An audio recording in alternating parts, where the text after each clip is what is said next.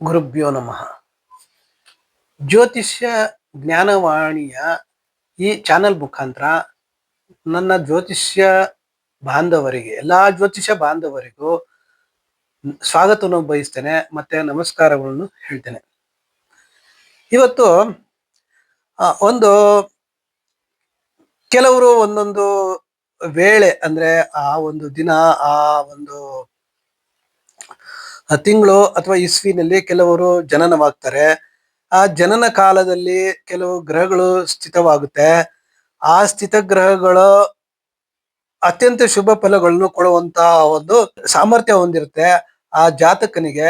ಆ ಎಂತ ಒಂದು ಬಡವನಾಗಿ ಹುಟ್ಟಿದ್ರು, ಬಡತನದಲ್ಲೇ ಹುಟ್ಟಿದ್ರು, ಅವರು ಅತ್ಯಂತ ಉನ್ನತ ಮಟ್ಟಕ್ಕೆ ಹೋಗುವಂತ ಒಂದು ಕಾಂಬಿನೇಷನ್ನು ಮತ್ತೆ ಆ ಗ್ರಹ ಸ್ಥಿತ ನಿರ್ಮಾಣವಾಗಿ ಅವರು ಆ ದೇಶಕ್ಕೆ ಅಥವಾ ಒಂದು ಅವರ ಪರಿವಾರಕ್ಕೆ, ಅವರ ಇರುವಂತ ಒಂದು ರಾಜ್ಯಕ್ಕಾಗ್ಲಿ ಅಥವಾ ಅವ್ರು ಇರುವಂತ ಗ್ರಾಮಕ್ಕಾಗ್ಲಿ ಒಂದು ಒಳ್ಳೆ ಕೆಲಸಗಳನ್ನ ಮಾಡಿ ರಾಜ ಸನ್ಮಾನವನ್ನು ಪಡಿತಾರೆ.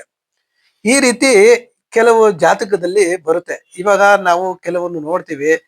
ಕೆಲವರು ಕಾರ್ಪೊರೇಟರ್ ಆಗ್ತಾರೆ, ಕೆಲವರು MLA ಆಗ್ತಾರೆ, ಕೆಲವರು ಮುಖ್ಯಮಂತ್ರಿ ಆಗ್ತಾರೆ, ಕೆಲವರು ಪ್ರಧಾನ ಮಂತ್ರಿ ಆಗ್ತಾರೆ, ಕೆಲವರು ರಾಷ್ಟ್ರಪತಿಗಳಾಗ್ತಾರೆ. ಈ ರೀತಿ ಅವ್ರಿಗೆ ಆ ಯೋಗ ಯಾವ ರೀತಿ ಬರುತ್ತೆ, ಯಾಕೆ ಅವರು ಅಷ್ಟೊಂದು ಅವ್ರಿಗೆ ಒಂದು ಆ ಯೋಗದ ಒಂದು ಶುಭ ಫಲಗಳು ದೊರೆಯುತ್ತೆ ಅಂತ ನಾವು ಇವತ್ತಿನ ಒಂದು ಜಾತಕವನ್ನು ನಾವು ತೋರಿಸ್ತೇನೆ. ಅದರಲ್ಲಿ ನಿಮ್ಗೆ ಎಲ್ಲ ಗೊತ್ತಿರುವಂತ ನಮ್ಮ ಸನ್ಮಾನ್ಯ ನರೇಂದ್ರ ಮೋದಿ ಅವರು ಅವರ ಜಾತಕ ಇದು. ಅವರು 17/9/1950 ಜನನವಾಯಿತು. ವಡೋದರ, ಗುಜರಾತ್ ನಲ್ಲಿ ವಡೋದರ ಅನ್ನೋ ಒಂದು ಊರಲ್ಲಿ ಅವ್ರ ಜನನ ಆಯ್ತು. 11 ಗಂಟೆ AM ಗೆ ಅವರು ಜನನವಾಯಿತು. ಆ ಜನನ ಕಾಲದಲ್ಲಿ ಅವರಿಗೆ ಲಗ್ನದಲ್ಲೇ ಚಂದ್ರ ಮತ್ತೆ ಕುಜ.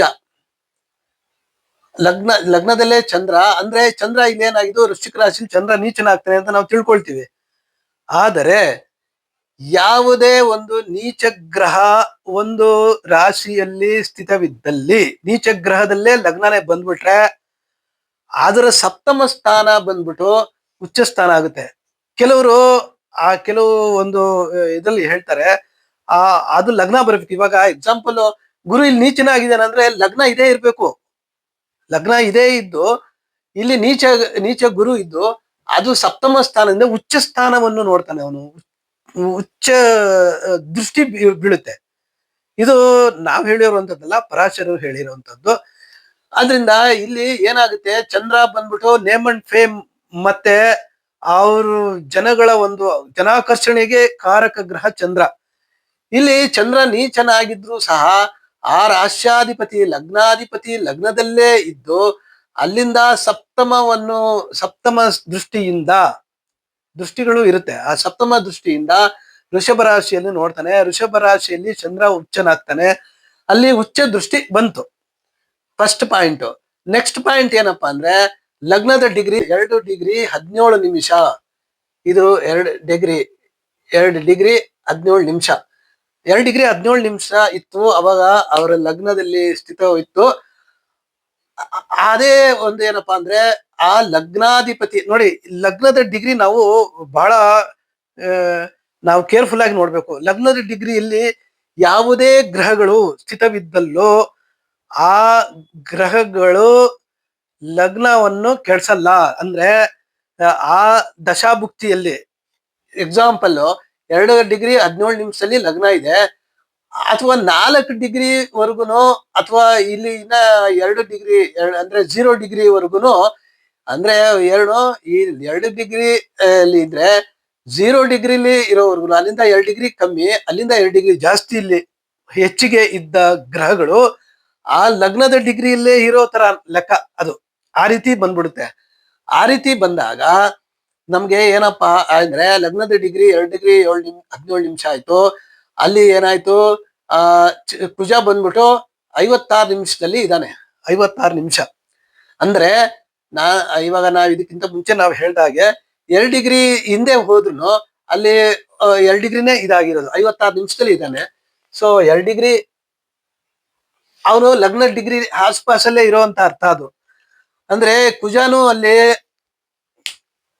ಲಗ್ನಾಧಿಪತಿಯಾಗಿ ಲಗ್ನದ ಅಂಶದಲ್ಲಿ ಇರೋದ್ರಿಂದ ಲಗ್ನಾಧಿಪತಿ ಅತ್ಯಂತ ಬಲಿಷ್ಠನಾದ.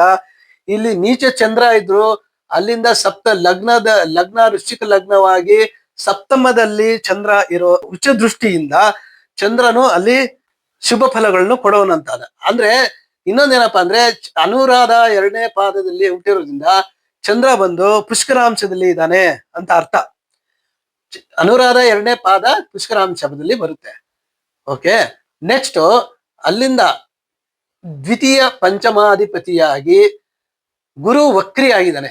ಗುರು ನೋಡಿ, ಇಲ್ಲಿ ಯಾವುದೇ ಒಂದು ನಾವು ನೋಡಿದಾಗ 159 ಅಧಿಪತಿಗಳು ವಕ್ರಿ ಆದಲ್ಲಿ, ಯಾವುದೇ ಜಾತಕದಲ್ಲಿ 159 ಅಧಿಪತಿಗಳು ವಕ್ರಿಯಾಗಿ ಯಾವುದೇ ಒಂದು ಕೇಂದ್ರ ಸ್ಥಾನದಲ್ಲಿ ಸ್ಥಿತರಾದಾಗ, ಕೇಂದ್ರ ಸ್ಥಾನಗಳು ಅಂದ್ರೆ ಏನು, 4, ಇಲ್ಲಿ 7, ಇದು 10, ಇವು ಕೇಂದ್ರ ಸ್ಥಾನಗಳು. ಇಲ್ಲಿ ಇದ್ದು ಈ ಇದು ವಕ್ರಿ ಯಾಕಪ್ಪ ಆಗ್ತಾನೆ ಅಂದ್ರೆ,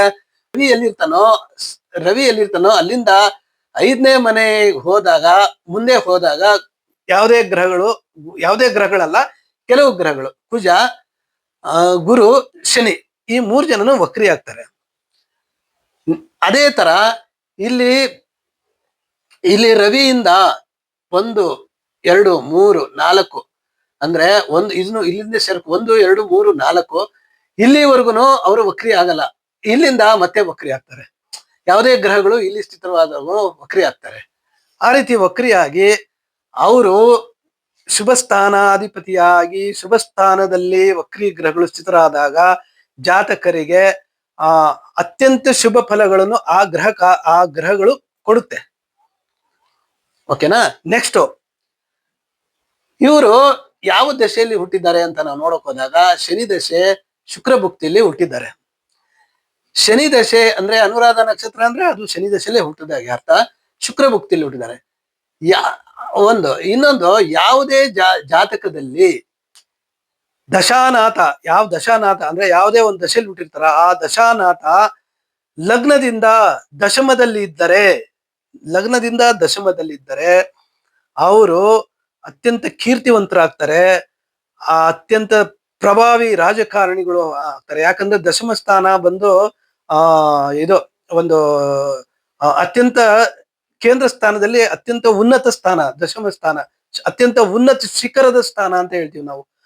ಅಲ್ಲಿ ದಶಮ ಸ್ಥಾನದಲ್ಲೇ ನಾವು ಇಲ್ಲಿ ಶನಿ ಕೂತವನೆ. ಇಲ್ಲಿಂದ ನಾವು ನೋಡಿದಾಗ 1, 2, 3, 4, 5, 6, 7, 8, 9, 10ನೇ ಮನೆಯಲ್ಲಿ ಶನಿ ಕೂತ್ಕೊಂಡ.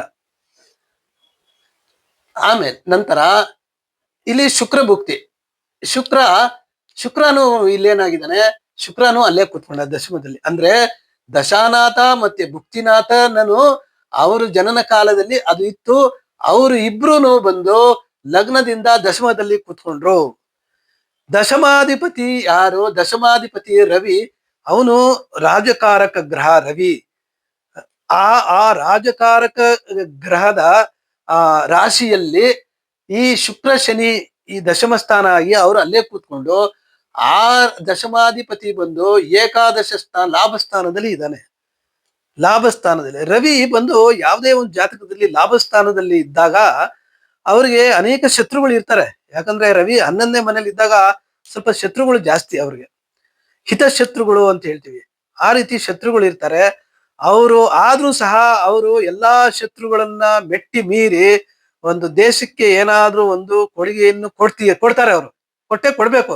ಯಾಕಂದ್ರೆ ಕರ್ಮಕಾರಕನಾದ ಶನಿ ದಶಮ ಸ್ಥಾನದಲ್ಲಿ ದಶಮಕಾರಕನಾಗಿ ಇದ್ದು, ಆ ದಶಮಾಧಿಪತಿ ಏಕಾದಶ ಸ್ಥಾನದಲ್ಲಿ ಏಕಾದಶಾಧಿಪತಿಯಾದ ಬುಧನ ಜೊತೆಯಲ್ಲಿದ್ದು ನೋಡಿ ಇಲ್ಲಿ ಎಲ್ಲ ಹೆಂಗಾಗಿದೆ.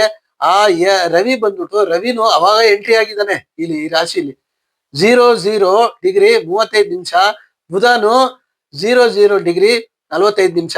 ಆದ್ರೆ ರವಿಯಿಂದ ತುಂಬಾ ಹತ್ರದಲ್ಲಿ ಇದ್ರೂ ಸಹ ಇಲ್ಲಿ ಅಸ್ತಂಗತ ಮಾಡಿರೋದು ಬುಧನ್ನ ನೋಡಿ. ಈ ರೀತಿ ಬಂದಾಗ ತುಂಬಾ ಈ ರವಿ ಏನ್ ಮಾಡ್ತಾರಂದ್ರೆ ಎಲ್ಲಾ ಗ್ರಹಗಳನ್ನು ತನ್ನ ಅಧೀನದಲ್ಲಿ ಇಟ್ಕೊಂಡಿರ್ತಾನೆ. ಅಂದ್ರೆ ರವಿಯ ಆಧಾರದ ಮೇಲೆ ಎಲ್ಲಾ ಗ್ರಹಗಳು ಇರುವಂತದ್ದು. ರವಿ ರವಿಯಿಂದನೇ ಎಲ್ಲಾ ಒಂದು ಯಾವ್ಯಾವ ಗ್ರಹಗಳು ಏನಾದ್ರೂ ಅತಿಚಾರಿಯಾಗಿ ಹೋದಾಗ ಅದನ್ನ ಕಂಟ್ರೋಲ್ ಮಾಡಿ ಅದನ್ನ ವಕ್ರತ್ವ ಮಾಡುವಂತವನು ರವಿನೇ. ಅದರಿಂದ ಇಲ್ಲಿ ರವಿನೇ ವಕ್ರಿ ಮಾಡಿರೋದ್ರಿಂದ, ಬುಧನ್ನ ವಕ್ರಿ ಮಾಡಿರೋದ್ರಿಂದ, ವಕ್ರಿ ಮಾಡಿ ರವಿಯ ಡಿಗ್ರಿ ಆಸ್ಪಾಸಲ್ಲಿದ್ರು ಅದು ಅವನು ಶುಭ ಫಲಗಳನ್ನೇ ಕೊಡ್ಬೇಕು. ಯಾಕಂದ್ರೆ ಅವನು ಲಾಭಾಧಿಪತಿಯಾಗಿ ದಶಮಾಧಿಪತಿಯಾಗಿ ಲಾಭ ಸ್ಥಾನದಲ್ಲಿ ಲಾಭಾಧಿಪತಿಯ ಜೊತೆಲಿ ಇರೋದ್ರಿಂದ ಇದು ಆ ಬುಧನು ಅಲ್ಲಿ ಲಗ್ನದ ಡಿಗ್ರಿಯಲ್ಲಿ, ರವಿನೂ ಲಗ್ನದ ಡಿಗ್ರಿಯಲ್ಲಿ, ಎಲ್ಲಾ ಈ ರೀತಿ ಸುಮಾರು ಎಷ್ಟು ಗ್ರಹಗಳು, ಒಂದು ಕುಜ, ನೆಕ್ಸ್ಟ್ ರವಿ, ನೆಕ್ಸ್ಟ್ ಬುಧ, ಈ ಎಲ್ಲಾನು ಆ ಲಗ್ನದ ಡಿಗ್ರಿಯಲ್ಲೇ ಇರೋದ್ರಿಂದ ಆ ಜಾತಕರಿಗೆ ಅತ್ಯಂತ ಉನ್ನತ ಪದವಿಯಲ್ಲಿ ಹೋಗಕ್ಕೆ ಅವ್ರು ಸಹಾಯ ಮಾಡಿದ್ದಾರೆ. ಆ ಒಂದು ಇನ್ನೊಂದೇನಪ್ಪ ಅಂದ್ರೆ ಇಲ್ಲಿ ರವಿ ಈ 4 ರಾಶಿ ಮಿಥುನ, ಕಟಕ, ಸಿಂಹ, ಕನ್ಯಾ, ಈ 4 ರಾಶಿಯಲ್ಲಿ ಏನಾದರೂ ರವಿ ಬುಧನನ್ನ ಅಸ್ತಂಗತ ಮಾಡಿದ್ರು ಸಹ ಅದು ಅಷ್ಟೊಂದು ಅಸ್ತಂಗತ ಆಗಿದೆ ಅಂತ ನಾವು ಹೇಳ್ಬಾರ್ದು. ಯಾಕಪ್ಪ ಅಂದ್ರೆ ಅಲ್ಲಿ ರವಿ ಬಂದು ರಾಜ, ಇಲ್ಲಿ ಆ ಬುಧ ಬಂದ್ಬಿಟ್ಟು ಅವನ ಮಗ ಅಂತ ಹೇಳ್ಬೇಕು, ಮಗ ಅವನ ಬುಧ. ಅಂದ್ರೆ ಅದರಿಂದ ಇದು ಎಲ್ಲ ನೋಡಿ, ಇದು ತಂದೆ ರವಿ, ಇದು ತಾಯಿ ಚಂದ್ರ, ಇಲ್ಲಿ ಬುಧ, ಇಲ್ಲೂ ಬುಧ. ಆದ್ರಿಂದ ಈ 4 ರಾಶಿಯಲ್ಲಿ ರವಿ ಕನ್ಸೆಷನ್ ಕೊಡ್ತಾರೆ. ರವಿ ಬುಧರ ಏನಾದರೂ ಅಲ್ಲಿ ಇದ್ರೆ ಬುಧಾದಿತ್ಯ ಯೋಗನು ಅಲ್ಲಿ ಬರುತ್ತೆ ನೋಡಿ. ಇಲ್ಲೂ ಬುಧಾದಿತ್ಯ ಯೋಗ ಬಂತು. ಈ ರೀತಿ ಇದ್ದಾಗ ಅವರಿಗೆ ಎಲ್ಲಾ ಗ್ರಹಗಳು ಅತ್ಯಂತ ಶುಭ ಫಲಗಳನ್ನೇ ಕೊಡುವಂತದ್ದಾಗಿ ರಾಜ ಮರ್ಯಾದೆಯನ್ನು ಕೊಟ್ಟು, ಅಧಿಕಾರವನ್ನು ಕೊಟ್ಟು, ಅದರಿಂದ ಅವರು ದೇಶಕ್ಕೆ ಏನಾದ್ರೂ ಮಾಡುವಂತ ಸಾಮರ್ಥ್ಯವನ್ನು ಅಲ್ಲಿ ಕೊಟ್ಟಿದ್ದಾರೆ. ಆದ್ರಿಂದ ಅವರು ಇವಾಗ ಕುಜದಶೆ ನಡೀತಾ ಇದೆ ಅವ್ರಿಗೆ. ಕುಜನು ಆ ಲಗ್ನದ ಡಿಗ್ರಿಲೇ ಇರೋದ್ರಿಂದ ಅವರು ಮತ್ತೆ ಪ್ರಧಾನಿಯಾಗಿದ್ದಾರೆ. ಇದು ಅವರು ದೇಶಕ್ಕೆ ಒಂದು ಮಾದರಿ ಪ್ರಧಾನಮಂತ್ರಿ ಅಂತ ಹೇಳಕ್ಕೆ ಎರಡು ಮಾತಿಲ್ಲ. ಇಂಥ ಒಂದು ಪ್ರಧಾನಿ ನಮ್ಮ ದೇಶಕ್ಕೆ ಸಿಕ್ಕಿರೋದು ನಮ್ಮೆಲ್ಲರ ಒಂದು ಭಾಗ್ಯ ಅಂತಾನೆ ಹೇಳ್ಬೋದು. ಆದ್ರೆ ನಾನು ರಾಜಕಾರಣಿ ಬಗ್ಗೆ ನಾನು ಹೇಳ್ತಾ ಇಲ್ಲ.